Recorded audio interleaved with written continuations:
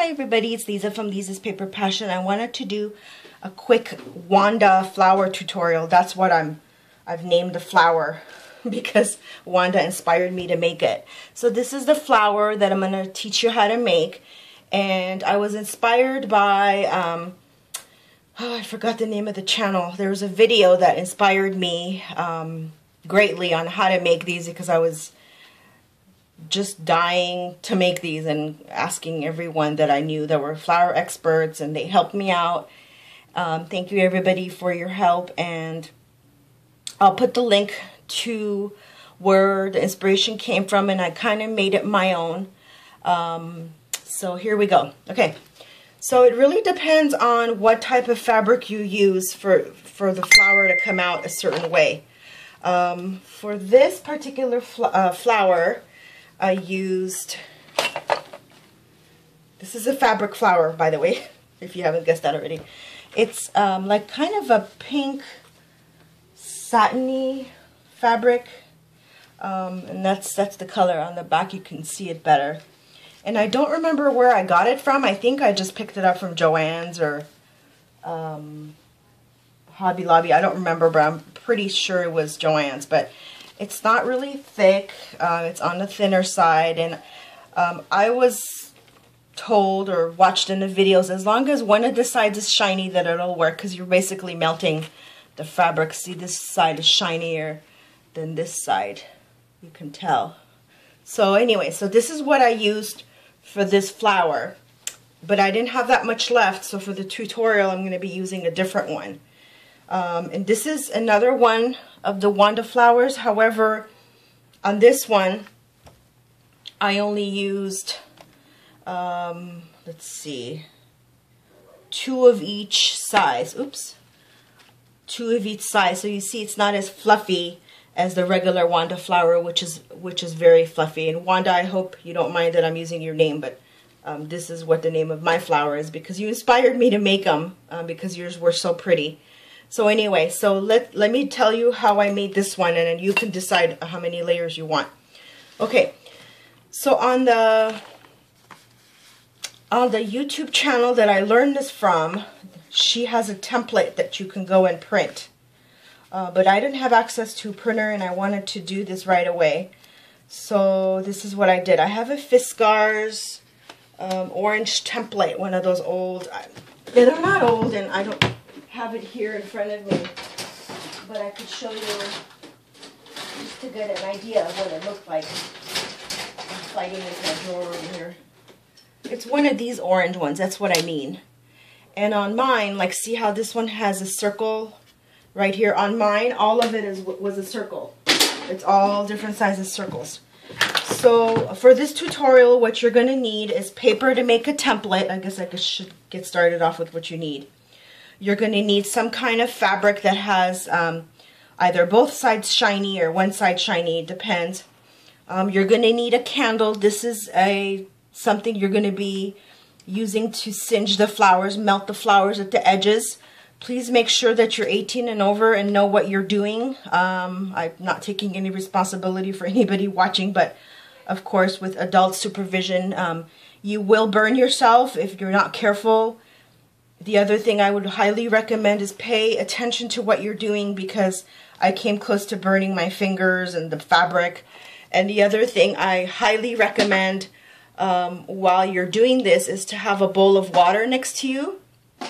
And mine's kind of yucky because there's wax in it, but keep this next to you, because in case the flower catches on fire, the fabric catches on fire, or you burn your finger or anything happens, this bowl of water is sitting right there next to you, and I'm going to put it right here. It's not in camera, but it's over there. so anyway, let's see what else. I've seen the kind that somebody works with matches and a lighter and all that. That's just too complicated for me. I'm not a smoker. I don't even know how to operate a match to light a fire. So I'm going to use my candle. And then you're going to need a glue gun eventually to glue everything together. So, okay, I've told you what we need. So now the circles, next important part. She does provide to you in the link a template of the circle sizes she uses. She uses 5 to make her flower. I mean 6, I'm sorry. But I use 5 because it gets too small in the middle, and I like to put something in the middle. And besides, if you're using so many layers, you don't really get to see that tiny little size in the middle. So this is with 5 different size layers. So just to go over with you the sizes of the layers, the size of the circle, I should say. The biggest one is 3.5 inches. So 3.5, and then the next one down is 3 inches. I should hold it this way, get my hand out of the way. Then we have 2.5 inches. Then number 4 is 2 inches. And then the smallest one is 1.5 inches. Okay, so to make this size flower as puffy and exactly like this one, you're going to need 4 layers of each of the sizes. So 1, 2, 3, 4. Okay, so once you cut out your circle, actually I'm going to do one with you so I could show you how to cut it. So let's do this color, and hopefully that'll stand out. Okay, so you're going to cut out 4 layers just like this of each circle. This is kind of a labor-intensive project, and it looks like it too, and it's a beautiful flower, and you don't achieve those layers of gorgeousness by just doing a couple of steps. So please be patient with this project. It will give you lots of joy once you see what you can make with it. I mean, I was working on a couple all day long, on and off. Okay, so once you get your circle, and you're going to do this for every circle that you cut, point your scissors towards the middle. You're not going to cut all the way in, but you're going to go, I don't know, I don't measure it, so I just kind of cut slits through, you see? You're going to go about every 1/2 inch. That's what the video says to do. And of course on a small one, you know, you can eyeball it and use your judgment. Oh, there's like a pattern in that.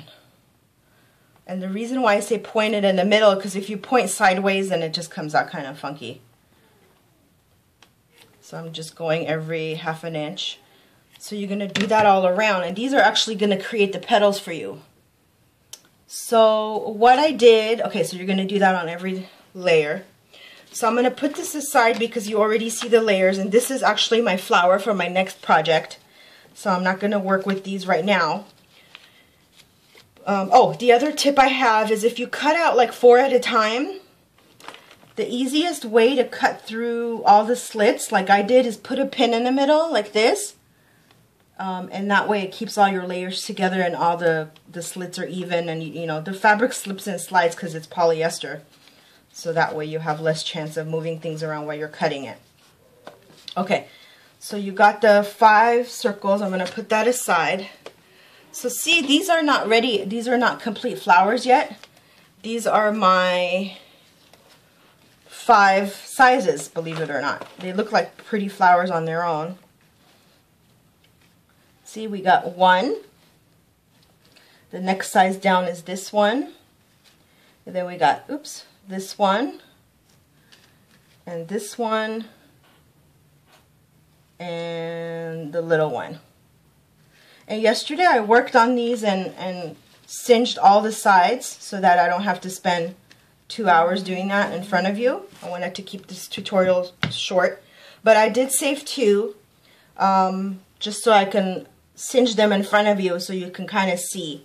Now each fabric is different, so the singeing time is different as well. Be very careful and watch it if you want to practice on one. You know, you're welcome to do that. Sometimes I just cut extra pieces out because, you know, eventually you might burn one, which is okay. Just toss it and move on. So I'm going to go ahead and light my candle. This is a hibiscus candle. I just bought it because it was at 80% off at Michael's today. Okay, so I lit my candle so you could see it okay. I smell something burning, but I think it's the candle. Okay, so everybody holds, you know, their singeing flowers a different way. Some people use a pair of tweezers. I mean, it all depends on, you know, how you want to hold it. The way I learned was to hold it like this, kind of loop it. But after doing like 50 of these yesterday, I discovered it was easier and I have a better control of holding it when the petal sticks out. So you take the flower, you go up, and the reason why you're creating this like kind of taco shell is because when this is curved right here, then the petal looks rounder. So, but feel free to experiment. So what I'm going to do is I'm going to hold this like that, and you just hold it like, see, it already is singeing really quick. You don't have to, do not go to the flame because you'll burn it. You'll burn the fabric and make a fire in your house. You're just basically holding it really, really carefully, and you want the edges to melt. See, that's what you'll get. Let me see if I could put this in the background. I hope you saw that. It's kind of hard to tell. Okay, so let's do before and after. So that was one of the petals already that I singed. So I'm going to just do this one and complete it. Okay, so I just keep moving it on to the next one. It's kind of interesting to see it happen when you're doing it. And that's why you don't want to be watching a movie and doing all these things where you have to pay attention to what you're doing. So I'm just gently putting the petal, and I'm kind of turning it because if it melts all the way around, it just looks prettier. I got a fresh candle because I was using this one yesterday and it was kind of dying on me. And then when the air conditioning turns on, because it's been so hot here in Southern California, it just blows everywhere. So I figured I'd get a new one. Okay, so this is what I ended up with. This is what I had before. So before and after, you could see how much difference of it there is. I'm going to do another color. I'm going to just do this one just to, because it's a big version of what I did and maybe it's better to see. So again, if you hold it flat and then hold it up like a taco, that's the best way for me to describe it. And then, sorry. And then just kind of have the other petals out of the way and have this kind of like a bowl. This color was fun to do also. I'll show you one that I did with this color. See, this one's taking a little bit longer to melt because it's a thicker fabric. Also, my air conditioning kicked on, so of course it's not going to cooperate. So I'm getting like different angles of the candle.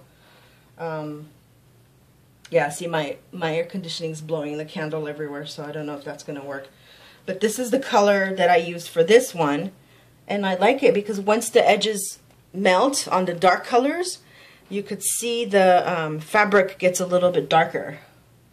So that one was pretty as well. I really wanted to show you another one. Let's see if it'll cooperate. See, the flame is just kind of dancing everywhere. Yesterday when this happened, I just kind of waited until the air would turn off and then I would work on it. Anyway, I hope you get the gist of it. So you're basically melting each petal at the edges. I'm going to blow my candle out. Happy birthday to whoever's birthday it is out there. So, okay, so assembling. So basically when you melt all the layers, like I said, I do 5. I'm just going to put these aside so it doesn't confuse me. I do 5 sizes with 4 layers in each size. Okay, so this one, I already had enough to do. I have 8 in here, so I'm going to count 4 out. So I got 4. 1, 2, 3, 4. I just kind of stack them. I'm just stacking them right now. Once you start gluing together, then you can make it kind of look more layered. I just want to have all my pieces ready to glue because I don't want to stop and glue. 2, 4. I love how this came out. And each fabric, you know, this is the second fabric that I used, which is, it seems like it's thinner than the the pink one. I'm thinking of plastic. 4. And from here on it's easy. You just basically, you're going to glue it together and figure out what you want to put in the middle. And the baby size is hard to singe because it's so small when you're holding it. So on these little ones, be careful. If you want to use a pair of tweezers, or, you know, just be careful because I don't want you to burn your fingers. Okay, so I got all my sizes ready to go. So what I'm going to do is put these upside down. Okay, so the largest ones are on top. Now some people like to put something, you know, on the bottom before they start gluing them. You can. I don't like to use paper too much on flowers because I don't want it too stiff. It really depends on what project you're doing. So I just kind of take one, put glue in the middle. I'm just using low temperature glue. And then I take the next one, and you want the petals to kind of stagger, so you're not putting the same petal on top of each other. See how it's already staggering? And that's it. This is the easy part. The hard part, not hard, but the time-consuming part is singeing all the edges. And then when you're gluing down, make sure you know that you're lined up with the bottom layer, because then you don't want to have a flower that's kind of tilted to the side. So you don't have to put a whole bunch, just enough to hold the layer. And see, that's why I like to do this. I like to count out my stuff and put it upside down. Oops. That way I don't have to worry about counting when I'm gluing. And it comes out so pretty. I love it, Wanda. Thank you for inspiring me to go and find this tutorial and kind of make it my own. Wanda said she didn't do tutorials, but she did inspire us all. So I hope that this gives you inspiration. As you go, you know, as you get closer and closer to the layers. Oh, and make sure your petals are standing up as you're gluing these down. And as you get closer and closer to the middle, they'll kind of stand up on their own anyway. I just love these so much. And see, that's why I don't do the little tiny one in the middle. Because by the time you get in the middle, see, I have all these layers to do. These ones came out, I think, more fluffy than the pink ones. And I know I have glue strings and stuff everywhere, but I'm not going to worry about it now. I'm not one of those people that freak out about every single glue string, because I can always fix it later. Oh, this is coming out really pretty. So it's just basically layers and layers and layers. There's no wrong way of doing it. Just glue it down.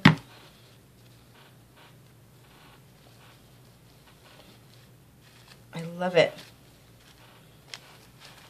She used these on mason jars. I think I'm gonna have to do a mason jar swap in my Tilda group. This all started in my Tilda group. This Wanda flower movement, I should say. Now for the last four little ones, the smallest ones. Okay, so this is what I have so far. I'm trying to dig out all those glue strings, so those people who critique glue strings out there won't get mad at me. So this is what I have so far, which is already very fluffy and pretty, but we're gonna put the four in there, the little ones. And for these little ones, I just find it easier because they are smaller to do these four by themselves. They don't need that much because they're little, that much glue I should say. I just do these four by themselves and then as a group put them in.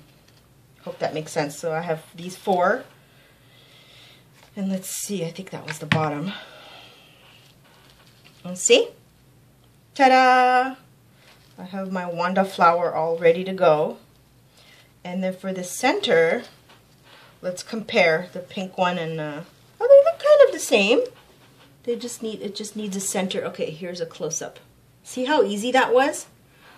Well, I like the pink because I love pink, but this is very pretty also because you could use them on different projects. Now I just need to figure out what center to use. I didn't mean to throw that over there. Near my desk when I'm making flowers, I always have like a little, I call it my trinket box, like 2 little containers of goodies, and so that way I have options of what I want to put in the middle, because once you start a project, sometimes you don't know what you want to put in the middle, right? So these are just kind of goodies that I've gathered from different places. I think this is a Mod Podge melt that I made. So now the funnest part to decide is what to put in the middle, and I always like to put something blingy in the middle. Another fun thing to do is these little buckles. A lot of people sell them. I take these flat back pearls, which I get from, I'm pretty sure these are from Miriam's crafting blog. I used to design for her. You take one of these and you stick it in the middle like that. Let's see if you can see that.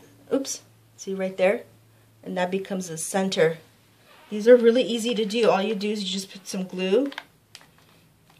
Sometimes you have to do it upside down because the glue kind of seeps down. I think they're called buckles. See? You get like an instant flower center. So that's what I'm going to put in the middle because I really like the look of the pearl. So I'm going to put some glue in the middle here. And then put this in the center. And I am done. Well, I wanted this tutorial to be quick, so hopefully it was quick enough for you. I really, really love making these. They're really fun.